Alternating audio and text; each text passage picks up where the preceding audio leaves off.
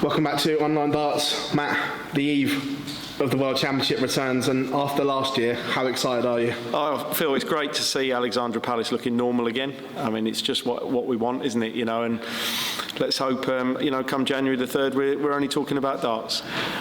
Is there a slight concern after the last few days that something might go wrong? I think the last couple of years have taught us that there's always a concern, and it would be naive not to think like that. But at the moment, we've got the event pretty much sold out, full crowds. People know the rules about how to come in, how to be safe. So we're ready to crack on. It's going to be an interesting tournament as well. After the year we've had, it's been dominated by the Welsh. Yeah, shall we say? And not much talk around Michael coming into the Worlds, but we'll touch on the two Welsh first of all. Yeah. Been a breath of fresh air. Johnny coming from nowhere really. He was always a very good player, but since the Masters, it's just what? It evolved. Sort of reminds me a bit of Terry Jenkins 15 years ago. Yeah. Had always been a good pro, and then just made that leap into getting into the latter stages of events. Obviously, Johnny's gone on to lift, however many trophies he has this year. Fantastic, fair play to him, and he's such a great bloke as well. And he's one of those people who everybody likes, and he's just really cool and calm up on the stage. You never really see him flustered. You just see him focusing on his own game, and I think he's been a real, kick in the proverbial for the big three, if you like.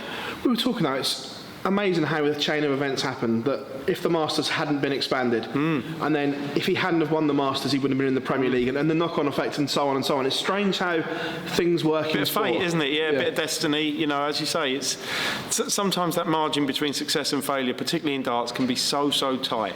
But then what goes on to happen after that success or failure can be so big. Whether it's someone winning by the tiniest of margins and then taking it on to do what Johnny's done. Or let's take another example. Let's look at Ryan Searle. He was, one dart away from winning the Players' Championship finals 2 weeks ago. How will he react to that? If Ryan Searle reacts well to that, he could go on and become a top player as well. If he reacts badly, you've got to deal with adversity in the same way that you can deal with success by taking it on and growing the level of success that you have. You've got to be strong enough as well to deal with things going a little bit against you, and in darts it can be such a fine margin. You talk about fine margins. Peter Wright's another one that at the match play, arguably one of the most dominant performances we've ever seen to win a tournament. He goes missing for 3 months, pops back up at the Players' Championship and wins. It's funny how cycles go. I think as well, it's very difficult you can't necessarily expect someone to do it week in, week out, can you? And with all the other pressures that are going on at the moment to do with COVID and the difficulties involving travel and stuff, I think people can be excused a certain amount of up and down. But if you'd have said to Peter at the start of the year, match play, Players' Championship finals, you probably wouldn't have got much of a rejection from him. Players' Championships had a bit of everything. The little needle between Adrian and Peter on the stage got people talking about darts again. I know maybe not all needle was good, but things like that. Yes, there was crosswords in sport, but it got the focus on darts, and Twitter was on fire. Yeah, look, we've got no real problem with it. People are up there playing for a lot of money. They're playing for their careers. They're playing for their reputations and their pride. We don't want anyone to break the rules. But I don't expect them all to be best mates with each other, and half the time they probably are off the hockey, but when they're up there it's a different environment, so it's no issue. They know the line. If they cross over the line, they'll be dealt with by the DRA, and if they don't, then they'll have to just wipe their mouths and get on with it. One will win and one will lose. Yep. Going back to the Worlds, there's one name on everyone's lips, and Fallon has done it again after the Grand Slam. First of all, the Grand Slam. What was your reaction when that 170? Oh, it's amazing, wasn't it? For anyone to have done that would have just been, staggering. I just never mind what my reaction was. Why don't you go and ask Gabriel Clemens what his reaction was? I don't know if it did it. It was just amazing, wasn't it? It was just one of those absolute. Sometimes you greet moments in different ways, don't you? And I think people just greeted that by just going. And just staying open-mouthed. It was remarkable, And Fallon's done that so many times in her relatively short career. Just delivered big moments on the big stage. You almost expect it now. Oh, completely. And she comes into a game against a pro, the favourite for the first time against Steve B, and that doesn't happen very often. No, it doesn't. And Steve, knowing Steve, he's so calm, he's so cool, and he will just take it in his stride. He'll have that little smile on his face. He'll go up there. He'll throw to the exact same standard that he always does, and Fallon will have to play well to beat him. You know, because maybe Steve is normally used to having, if not the crowd are on his side, they're definitely never against him. I was going to say it's going to be an interesting one. So it'll be quite interesting. But if anybody is, mentally experienced and cool enough to deal with it, it will be Steve Beaton. Lots of talk around Fallon at the moment, and Eddie's a chip off the old block when it comes to dropping bombs like Barry did in the week. First of all, before we talk about Eddie's comments, genuinely, I'm not naive enough to think you're going to give me an answer here, but is she genuinely being spoken about for the Premier League without a card? Not is she in, but is she in the mix without a card? I think she's in the mix. She's just in the mix, full stop. I think it would be naive of us to overlook her in respect of talking about whether she should be in it or not. Yeah, that's not saying she would be in it. But that's why I said I'm not narrative. I think there's certain players who, and it was interesting. I saw. Whose comments was it I saw where they said it was if it was top 4 they'd change it to top 2? Peter Manley. Peter Manley's comments. How could I forget your name, Peter? That's really strange, really remiss of me, that, isn't it?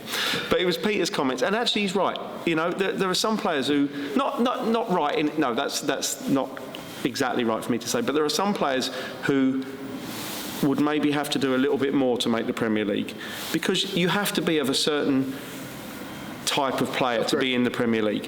We don't want to put anybody up there who is really going to struggle in the Premier League week in, week out. We've seen it before, and we've seen the damage it does to players.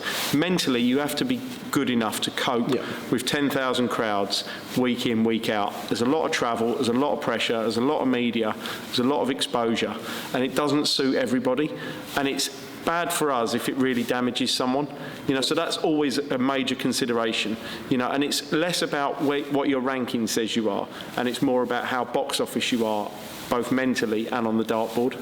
Yeah, no, absolutely, and it was just a case of, I never thought you'd say yes, she's in, but it's like, is she genuinely decided who's in? No, but it's like, is she actually in the mix without a tour card? Because a lot of people are questioning that on social media, so thank you for that. Also, Eddie, dropping bombs, he said he'd like her in. But his comment more about trying to resurrect the Ladies' World Championship was an interesting one, because that's something that you and Barry were adamant wouldn't I don't think Eddie meant that in respect of, we're going to bring in a Women's World Championship. No. What we're looking at with women is developing more opportunities for women to play competitive darts. Yeah. So we want to have more women playing in the Women's Series. And, I actually thought Peter, I remembered your name this time, I actually thought Peter handled his answer to that question, very accurately. If you're a serious women's dart player, then, with the greatest respect to just going to the holiday camps, it's probably not going to service your ambitions, But for women who are less ambitious and just happy to play socially and just want to be in and around their friends and whatever, then it might work more. So in time, it will evolve. And as we offer more opportunities to women players, either with their own events or integrated into the main structure, then they will have decisions to make as to how far they want their darts careers to go. And I've always said it, Phil, it's not everybody plays darts to be world number one. Agree. A lot of people play because they really enjoy it and they've got a certain level of ability, or they've got a certain career or family life or whatever away from darts that suits them quite nicely. Other people are like super driven, super ambitious, want to be world number one, and will just push everything to get up that ladder as high as possible. And that both of those scenarios are absolutely fine. But it means that different things suit different people to a different level. No, absolutely. Whilst we're on the Ladies Series, a lot of talk, again, I know you're on social media a lot. Will the Women's Series be offered, the winner be offered a tour card like the Development Tour and the Challenge Tour? I would say probably not at this stage, no. No, that's good. It's just, again, it's something that's being talked about, and people are like, things always evolve, but as we sit here now, for the start of 2022, no. That's fair enough. Looking ahead past the Worlds as well, the Masters. Last year, the Master stroke kind of fell into your lap the way it worked. Could we see something similar this year, or maybe not, where one place for the Premier League is left open until the Masters? Yeah, that was very much a case of it being the right thing to do for both Johnny and Mervyn. Yeah. I think it all depends how it goes, doesn't it? In terms of who wins. We don't know who's going to win the World Championship. In terms of who wins TV tournaments, who impresses, who comes through the pack. I think for most other TV tournaments, you probably have to win it to get into the mix. For the World Championship, do you maybe just have to get to the semis or the final if you've done so with some real flair and panache and high quality darts? So it's it's all about the circumstances and the players at that time. No, that's fair enough. It's just, again, just nice because you're always open and honest. That's why people like the sit-downs. More great news. The prize money is going up. Unbelievable generosity from Eddie as well. Just to do that on just in on the almost fly like that. Just brilliant. Just wings in and announces it. Yeah. No, but as obviously you do all the work behind the scenes, you must be over the moon that the prize money keeps going up. We always want to make sure that a tour card holder has a chance to earn a living. So it's easy just to make the top prize higher in all the events, but that will only benefit a small number of players. It'll be great for the headlines and it'll be great for the overall profile of the events, but if that means the world number 50, 60, 70, 80 and 90 is not making a living, that's not great for the sport. So, our aim is to make sure that if you've got a tour card, you've got a good chance of making a living. So, the extra 25,000 in the Players' Championship events, the increased prize money in time in the European Tour, obviously still some question marks on the European Tour for next year because of COVID, but in time the European Tour prize money will increase as well. And then, of course, the TV events, as they grow in profile and stature, it's also right that we kind of level those events out a little bit. There needs to be some consistency in the prize funds across those events for the benefit of the Order of Merit, and we want to try and grow the profile of the bigger events, particularly the World Match Play. To make that the second, obviously is the second biggest ranking event, but to bring it as close as we can up to the World Championship. On that as well, it's just a bit of a diverse because the snooker players have been saying it, and then obviously everyone jumps on the bandwagon. Will we see a point where, if you're a tour card holder, you will get something just for turning up, or is that something that's never going to be on the agenda? No, I don't think that's something it's definitely not something we're talking about at the moment. Yeah, no, it's just obviously because it just came up, that was all. Yeah, that's right. Also, I know we spoke mid-year about this as well, and with Q School coming up, is there going to be anything brought in, or has anything been looked at, that when you win your tour card, that you have to do a percentage of tournaments within the first year? Because from the outside looking in, there has been numerous tour cards perhaps wasted and other players could have done something. I agree with that. I think you can give people a certain amount of leeway because of COVID over the last couple of years. It is frustrating for us when somebody wins a tour card and doesn't use it. But it's their right, it's their prerogative. Yeah. If they play in the first Players' Championship event and win 10 grand and qualify or 12 grand as it would be, and qualify for the World Match Play and then win the World Match Play, they might, I don't want to play anymore. Yeah. And who are you to then say, oh no, you've got to play? It is difficult. Obviously hypothetical scenarios, but it is difficult to impose that. And I think as well, if somebody was to break their arm or something like that, you get into the whole world of medical exemptions, and it's not something again that we're particularly looking at the moment. I think as long as they have got the tour card, it's their prerogative to do what they want with it. Q School on the horizon as well. Obviously, Plan A as it stands. I'm guessing that you've got a flexible plan in case restrictions with indoor. I mean, we have a flexible approach to everything. As you've seen over the last couple of years, it's always difficult the less notice you get. And Q School is still now less than a month away. Entries have been open, not for very long, but obviously players who want to play know that they were going to enter, so that doesn't particularly matter. We've got a robust enough management plan in place now to run the event safely. It might just mean no guests, but it might mean that we put more boards in to keep people further apart. There's just things we can do to make sure that it's run safely. But clearly, Q School is fundamental to us getting the tour underway. That was my next question. We can't really move Q School to April. It's just going to knacker everything.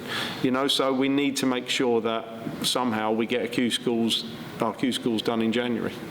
Were you pleased with the way the two sections have worked and that almost screening process? Because I know it's here again. Were you pleased with the way it worked? Yeah. I think it was fair to the players who'd achieved a little bit more in different areas the previous year, rather than just everyone's entitled to pay and walk in on day one. That's fine. Yeah. But I think if you've already got some form of previous, then you perhaps deserve a little half leg up.